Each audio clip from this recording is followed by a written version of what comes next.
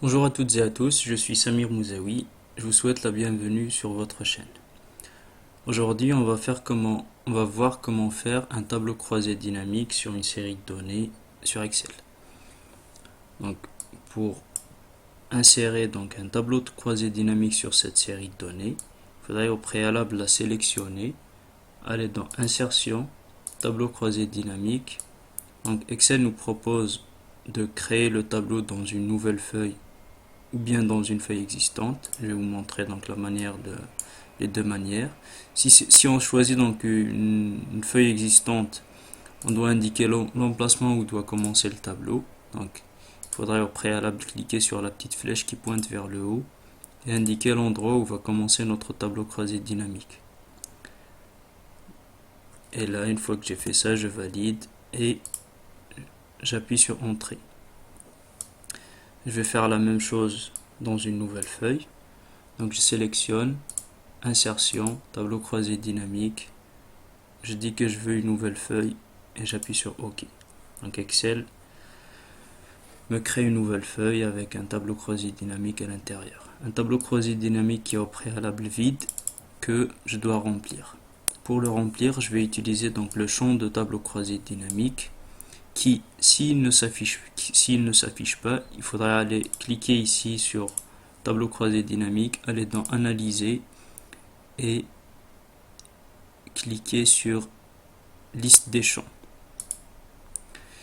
Donc une fois que j'ai affiché le champ de tableau croisé dynamique, je retrouve ici donc des champs qui sont les en-têtes de mes données que je dois utiliser ou bien que je peux utiliser pour remplir ces quatre zones là qui sont filtre, colonne, valeur et ligne.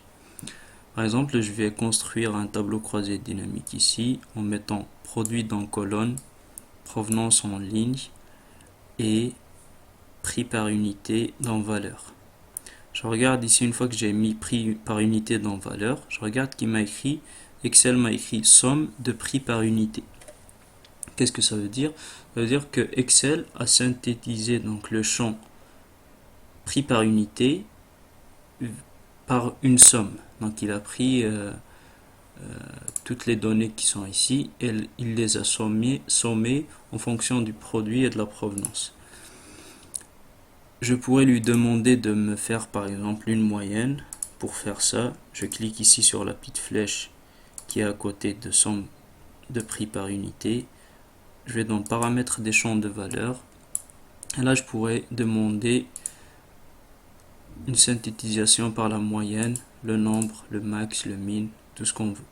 Si je choisis la moyenne, OK, je pourrais dire que par exemple ici, en moyenne, les fraises qui viennent d'Espagne coûtent 33,82. Si je voulais donc mettre en forme cette zone-là et ne garder que deux chiffres après la virgule ou bien deux décimales, je dois venir ici dans la petite flèche, paramètres des champs de valeur, afficher les valeurs.